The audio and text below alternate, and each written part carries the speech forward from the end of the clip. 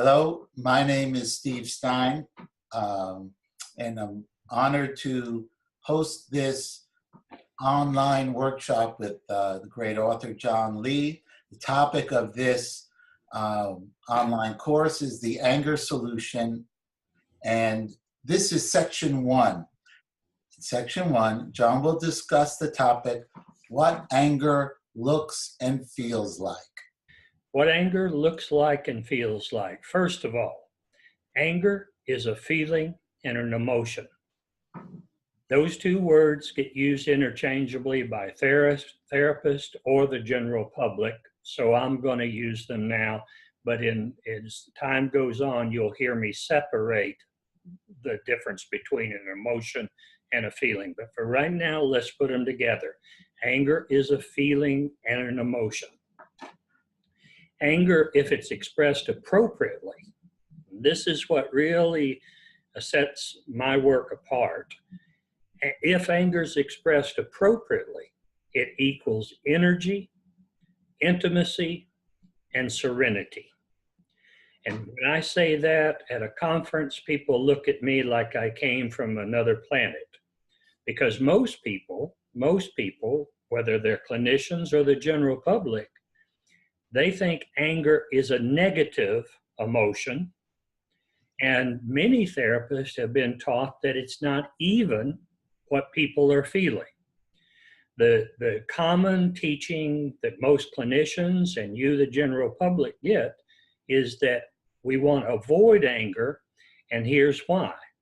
From the time we were children right up to today, most of us carry the notion that anger equals pain. But what I just said is if it's expressed appropriately, it equals energy, intimacy, and serenity. And so the question that everybody asks is, how do you express anger appropriately? By the time we finish this course, you will know exactly how to do that, and you'll have the answer for that. But first, I have to keep going and saying what anger looks like and feels like. Here's point 1. Anger takes moments or minutes at the most to be expressed. If you're having a confrontation or in a conflict with your husband or your child or your boss or your lover, is that if it isn't being expressed in a few moments or a few minutes, then you've slipped over into something else, which I'm going to talk about at the end of this segment, but I'll go ahead and tell you now, it is rage.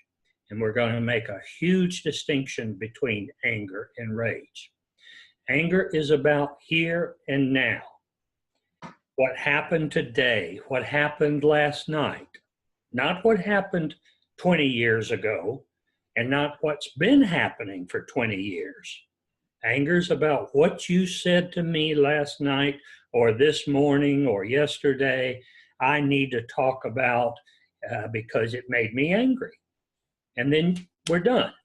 We're done, okay? Because it's not going to cause pain. It's not going to cause pain. In a minute, you're going to see why we think anger equals pain. Anger, if it's expressed appropriately, draws people into conversations. See, nobody's scared. No one is scared if it's being expressed appropriately.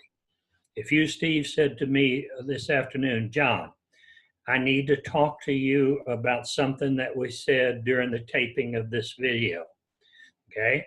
If it's really about this video and about what I said today, it should take you only a few moments or minutes at the most, and then we'll go have a cup of coffee together.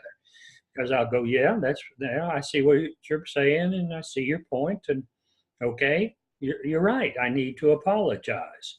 Now we're done. We good? Yep, we're good. Anger shows appreciation.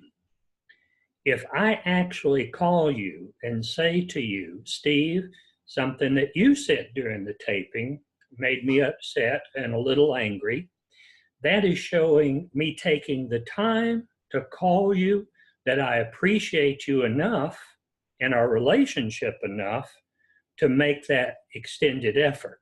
So at the end of it, chances are, if we do it appropriately, you're going to say, wow, yeah, I see what you mean, and I apologize, and I'll try not to do that again. Anger engages conflict. Anger engages conflict. See, one of the things that most people are afraid of is not only anger, but simply the word itself, conflict. Oh, I don't want to get in a conflictual situation. Most people are, most of you listening to this, not all of you, but most of you, are actually conflict avoidant people. You'll do anything in the world, anything in the world. Hell, you'll die if you have to, so that you can avoid conflict.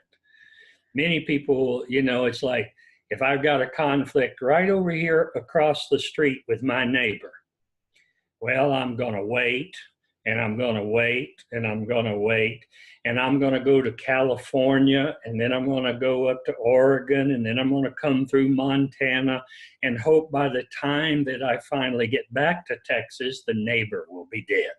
And then I won't have to do conflict. That's how conflict avoidant we are. Confrontation and conflict avoidant. Most people just don't want to do it. And one of the reasons why they don't want to do it, we don't want to do it, is because we don't actually know how to do it. At the end of this program, you'll know how to do conflict and confrontation in a way that won't be scary, you won't be afraid, and the person that you're doing it with won't be afraid or upset, because you're doing it appropriately, again, because you're doing it about what the neighbor's dog did yesterday. Now, if you wait and that builds up and it goes day after day after day, and that dog keeps barking day after day after day because you don't want to engage in a confrontation, finally, when you do go see your neighbor, now we're talking about a buildup, that it's been going on for a long time, and it just keeps going and going. Now, it's not going to take moments or minutes, and he's not going to want to have a cup of coffee with you after it's done.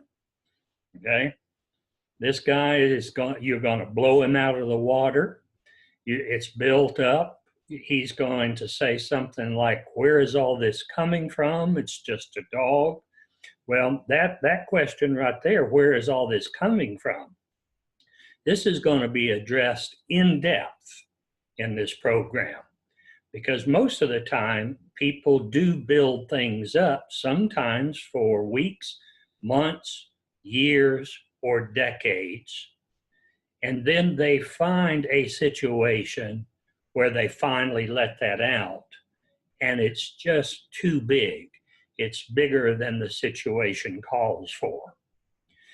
In the next segment that we're going to do together, I'm going to make the distinction between anger and rage so that you'll hear how different they are. And I'm sad to say that most of us slip over into rage most of the time, and we're not doing anger.